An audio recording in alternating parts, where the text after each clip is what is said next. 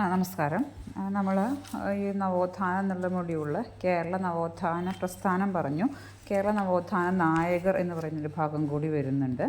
അതിൽ ആദ്യമായിട്ട് പറയുന്നത് ശ്രീനാരായണ ഗുരുവിനെ കുറിച്ചാണ്. നവോത്ഥാന പ്രസ്ഥാനങ്ങൾക്ക് നേതൃത്വം നൽകിയവർ അവരാണ് കേരള നവോത്ഥാന നായകർ. ഇവരാദ്യം പറയുന്നത് ശ്രീനാരായണ ഗുരുവിനെ കുറിച്ചാണ്. കേരളീയ നവോത്ഥാന നായകരിൽ പ്രധാനിയാണ് ശ്രീനാരായണ ഗുരു. അദ്ദേഹം നാണു എന്ന പേരിലും അറിയപ്പെട്ടിട്ടുണ്ടായിരുന്നു. മതമേതായാലും മനുഷ്യൻ നന്നായാൽ മതി എന്ന സാഹോദര്യ ദർശനം ശ്രീനാരായണ ഗുരുവിൻ്റെ ആപ്തവാക്യമാണ്. ഈഴവ സമുദായത്തിൻ്റെ നവീകരണത്തിന് വേണ്ടി ഗുരു നടത്തിയ ശ്രമങ്ങളാണ് സമൂഹത്തിനെ ആകമാനം നവീകരണത്തിലേക്ക് നയിച്ചത് എന്ന് നമുക്ക് കാണാൻ പറ്റും. പിന്നെ ജാതി സങ്കല്പത്തെക്കുറിച്ച് വളരെ ഒരു ശാസ്ത്രീയമായൊരു കാഴ്ചപ്പാടാണ് ഗുരുവിനുണ്ടായിരുന്നത്. ജന്മം കൊണ്ട് ജാതി നിശ്ചയിക്കുന്ന രീതി അദ്ദേഹം അംഗീകരിച്ചിരുന്നില്ല. അദ്ദേഹത്തെക്കുറിച്ച് പറയുന്ന കഥകൾ നിങ്ങൾക്ക് ഉണ്ടാവും.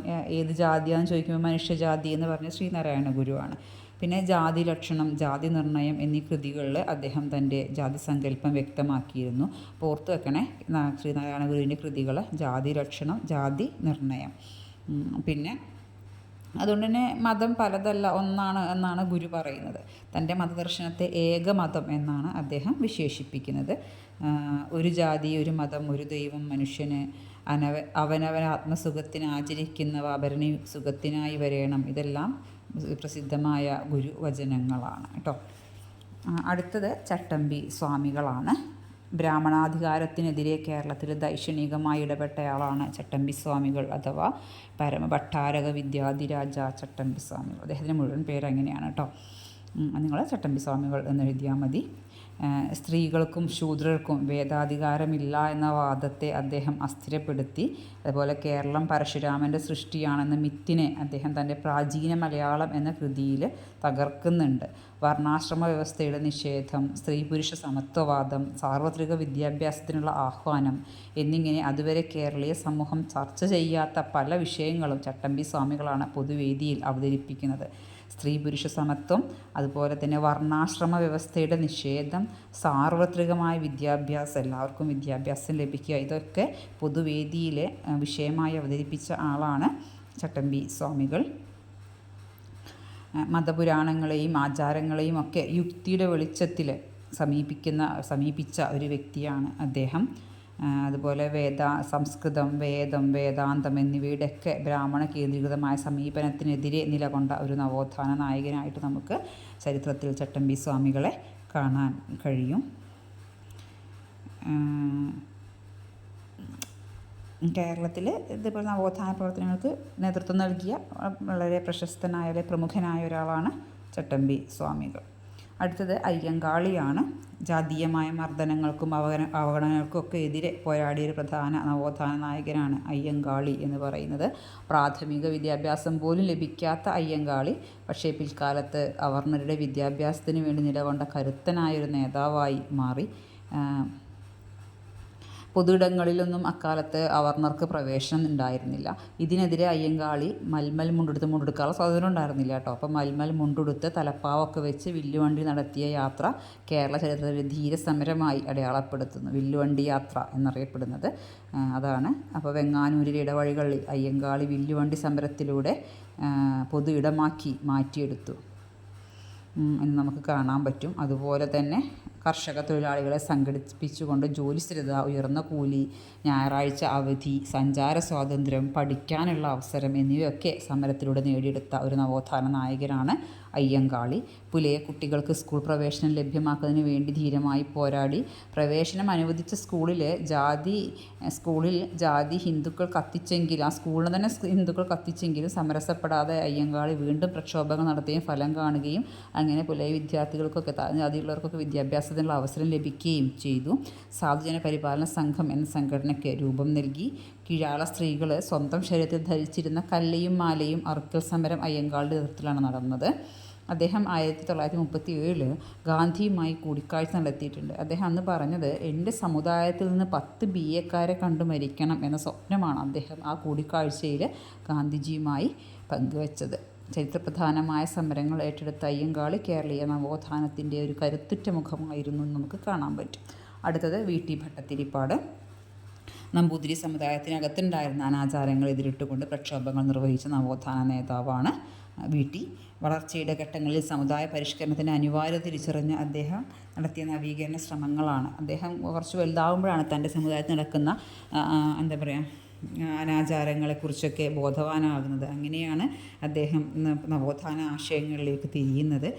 അദ്ദേഹം അക്ഷരാഭ്യാസമൊന്നും ഇല്ലായിരുന്നു. ഒരിക്കൽ സംശയം ചോദിച്ച് തന്നെ സമീപിച്ച ചെറിയ ഒരു കുട്ടിയിൽ നിന്നാണ് അദ്ദേഹം അക്ഷരാഭ്യാസം സ്വീകരിക്കുന്നത്. പിന്നെ റെയിൽവേ സ്റ്റേഷനിലെ ഉദ്യോഗസ്ഥൻ്റെ സഹായത്തോടെയാണ് അദ്ദേഹം ഇംഗ്ലീഷ് പഠിക്കുന്നത്. പിന്നെ അന്ന് വീട്ടിൽ വരുത്തിയിരുന്ന മാസികകളുണ്ടായിരുന്നു, യോഗക്ഷേമം, കേരള പത്രിക എന്നൊക്കെ പറയുന്ന, അതൊക്കെ തപാൽ വഴി അന്ന് വീട്ടിൽ ലഭിച്ചിരുന്നു. അതൊക്കെ അദ്ദേഹത്തിൻ്റെ വായനാ ജീവിതത്തിൽ സാധ്യമാക്കി. പിന്നെ അദ്ദേഹം 1921 ഇന്ത്യൻ നാഷണൽ കോൺഗ്രസിൻ്റെ അലഹബാദ് സമ്മേളനത്തിൽ പങ്കെടുത്തിട്ട് അദ്ദേഹത്തെ ഭ്രഷ്ട് കൽപ്പിക്കേണ്ടായി അദ്ദേഹത്തിൻ്റെ ജാതിയിൽ നിന്ന്. അതുപോലെ യാഥാസ്ഥിതികർ സുദർശനം എന്ന പേരിൽ പുതിയ പത്രം തുടങ്ങിയപ്പോൾ ഉണ്ണി നമ്പൂതിരി അതിന് പുറമെ പാശുപദം എന്നൊക്കെ പറയുന്ന പത്രം ആരംഭിച്ചു. 1931 വീട്ടിടത്തിൽ നടത്തിയ യാചനാ യാത്ര നടത്തിയിരുന്നു. അതിൻ്റെ ലക്ഷ്യമെന്ന് പറയുന്നത് നമ്പൂതിരി വിദ്യാലയങ്ങളിലെ ജീർണാവസ്ഥ പരിഹരിക്കുക എന്നായിരുന്നു. അപ്പോൾ സാമൂഹിക ഘടനയെ അഴിച്ചു പണിയുക എന്ന സാമൂഹ്യ പരിവർത്തനത്തിന് വലിയൊരു ഉത്തരവാദിത്വം ഏറ്റെടുത്ത നവോത്ഥാന നേതാവായിരുന്നു വി.ടി. യോഗക്ഷേമ സഭയെ മുൻനിർത്തിയാണ് അദ്ദേഹം തൻ്റെ ഈ ശ്രമങ്ങളെല്ലാം നടത്തിയത്. നമ്മൾ നേരത്തെ പഠിച്ചിട്ടുണ്ടായിരുന്നു യോഗക്ഷേമ സഭ സ്ഥാപകൻ വി.ടി. ഭട്ടതിരിപ്പാടാണെന്ന്. അടുത്തത് സനാഉള്ള മക്തി തങ്ങളാണ്. പേരിനെ നമുക്കറിയാം, കേൾക്കുമ്പോൾ തന്നെ ജ്ഞാനം കൊണ്ട് പൊരുതിയ പരിഷ്കർത്താവ് എന്നാണ് സനാഉള്ള മക്തി തങ്ങൾ അറിയപ്പെട്ടത് കേട്ടോ. 20-ാം നൂറ്റാണ്ടിൻ്റെ ആദ്യ ദശകത്തിൽ മലയാള ഭാഷയ്ക്ക് വലിയ സംഭാവന നൽകിയ വ്യക്തിയാണ് മക്തി തങ്ങൾ. തങ്ങളുടെ ആദ്യ പുസ്തകമാണ് കഠോര കുഠോരം എന്ന് പറയുന്നത് കേട്ടോ. പിന്നെ അതിനുശേഷം വേറെ അദ്ദേഹം കുറേ പുസ്തകങ്ങളൊക്കെ എഴുതിയിട്ടുണ്ട്. നബി നാണയം, തണ്ടാൻ കൊണ്ടമാല, തണ്ടാൻ്റെ കൊണ്ടാ ചെണ്ട, മക്തി സംവാദ വിജയം, ഇതൊക്കെ അദ്ദേഹത്തിൻ്റെ കൃതികളാണ്. ഇസ്ലാം വിരുദ്ധമായ ക്രിസ്തീയ പ്രചരണത്തെ നേരിടുവാൻ വേണ്ടിയിട്ടുണ്ടായിരുന്നതായിരുന്നു പല കൃതികളും. ജ്ഞാനത്തിൻ്റെ പ്രാധാന്യവും യുക്തിയുടെ പ്രാമാണ്യവും അംഗീകരിക്കുന്ന രീതിയാണ് തങ്ങളുടേത്. അദ്ദേഹം ഏതെങ്കിലും ഒരു മതത്തെ സവിശേഷമായി ഇകഴ്ത്തുന്ന നിലപാട് കൈക്കൊള്ളാതിരിക്കാൻ ശ്രമിച്ചിരുന്നു. ആൺകുട്ടികൾക്ക് മാത്രമല്ല പെൺകുട്ടികൾക്കും സ്കൂളിൽ ചേർന്ന് മലയാളവും ഇംഗ്ലീഷും പഠിക്കണമെന്ന് തങ്ങൾ നിഷ്കർഷിച്ചു. മനക്ലേശം എന്ന കൃതി അദ്ദേഹത്തിൻ്റേതാണ്. ഒരു ആത്മകഥാ സ്വഭാവമുള്ള കൃതിയാണ്. അദ്ദേഹത്തിൻ്റെ ആദ്യത്തെ പത്രമാണ് പരോപകാരി മാസിക എന്ന് പറയുന്നത്. ഐക്യ കേരളത്തെക്കുറിച്ച് സ്വപ്നസങ്കല്പം പോലും ഇല്ലാത്ത കാലത്ത് നാട്ടിലുടനീളം സഞ്ചരിച്ച് പ്രതിരോധ പരിഷ്കരണ പ്രസംഗങ്ങളും മറ്റും നടത്തിയ ആളാണ് സനാഉള്ള മക്തി തങ്ങൾ. പേര് പോലെ തന്നെ അദ്ദേഹം മുസ്ലിം സമുദായത്തിന് ഉന്നമനത്തിന് വേണ്ടിയിട്ടും പ്രവർത്തിച്ചിട്ടുണ്ടായിരുന്നു. അടുത്തത് വക്കം മൗലവിയാണ്.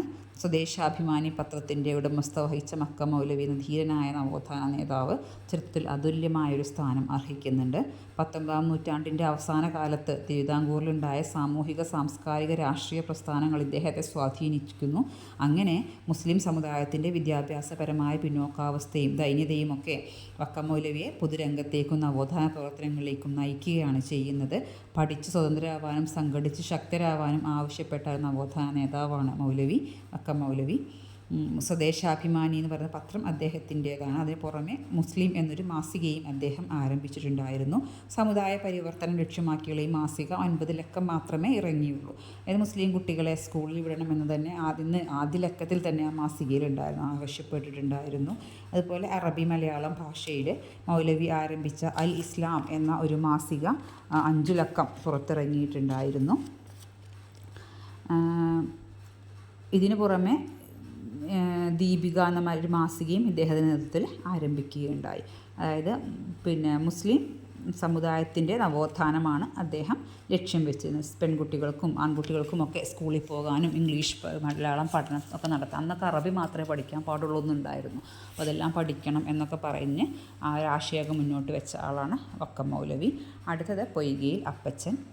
ദളിത് ജനതയുടെ വിമോചകനായിട്ട് ചരിത്രത്തിലിടപെട്ട സാമൂഹ്യ നേതാവാണ് പൊയ്കയിൽ അപ്പച്ചൻ. പൊയ്കയിൽ യോഹന്നാൻ, കുമാരഗുരുദേവൻ എന്നീ പേരുകളെല്ലാം ഇദ്ദേഹം തന്നെയാണ് അറിയപ്പെടുന്നത്. അടിമത്തത്തിനെതിരെ ശബ്ദമുയർത്തിയ പൊയ്കയിൽ അപ്പച്ചൻ അദ്ദേഹത്തിൻ്റെ ഒരു പ്രശസ്തമായ വരികളുണ്ട്. കാണുന്നീലൊരക്ഷരവും എൻ്റെ വംശത്തെപ്പറ്റി, കാണുന്നുണ്ട് അനേക വംശത്തിൻ ചരിത്രങ്ങൾ എന്നൊരു ചോദ്യം നമ്മളോട് ഉയർത്തിക്കൊണ്ട് ചരിത്ര നിർമ്മിത പാഠങ്ങളെ അസ്ഥിരപ്പെടുത്തിയ ഒരാളാണ് പൊയ്കയിൽ അപ്പച്ചൻ. അതായത് അടിമജനതയുടെ വിമോചനം ലക്ഷ്യമിട്ട് തൻ്റെ പ്രവർത്തന മേഖല വികസിപ്പിച്ച അപ്പച്ചൻ ഒരു ഘട്ടത്തിൽ ഹിന്ദുമതത്തിലായിരുന്നു. പിന്നീട് ജാതി വ്യവസ്ഥയിൽ നിന്നുള്ള മോചന മാർഗമായി അദ്ദേഹം ക്രിസ്തു മതത്തിലേക്ക് മാറി. പക്ഷേ അദ്ദേഹം എന്താ പറയുക, ഈ മതജാതി വിഭാഗീയതകളും മതപരിവർത്തനത്തിലൂടെയൊന്നും തീരാത്തവയാണെന്ന് അദ്ദേഹത്തിന് മനസ്സിലാവുകയാണ്. അദ്ദേഹം 1899 ആരംഭിച്ച സഭയാണ് പ്രത്യക്ഷ രക്ഷാ ദൈവസഭ. അതായത് അടിയാളർക്ക് രക്ഷയായി നിലകൊള്ളുക എന്നതാണ് ഈ സഭയുടെ ലക്ഷ്യം എന്ന് പറയുന്നത്. ഇനി അടുത്ത ആൾ ചാവറ അച്ഛനാണ്. കേരളത്തിൻ്റെ നവോത്ഥാന ചരിത്രത്തിൽ ഇടപെട്ട ആത്മീയ മുഖമാണ് ചാവറ അച്ഛൻ്റേത്.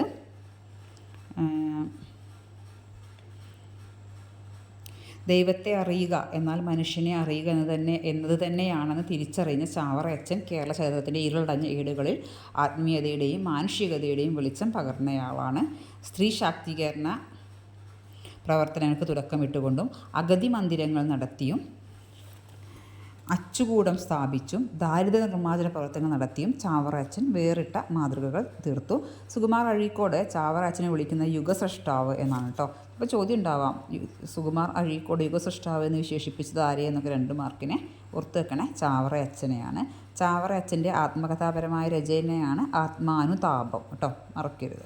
ചാവറ അച്ഛൻ തിരഞ്ഞെടുത്ത ഭക്തിമാർഗം മാനുഷികതയിൽ അടിയുറച്ചതായിരുന്നു. ഇദ്ദേഹം ആരംഭിച്ച അഗതി മന്ദിരങ്ങൾ, മരണസഹായ സംഘങ്ങൾ, പിടിയരി സമ്പ്രദായം, 105 കെട്ടുതെങ്ങ് തുടങ്ങിയവയെല്ലാം ഇതിൻ്റെ ഉദാഹരണങ്ങളാണ്.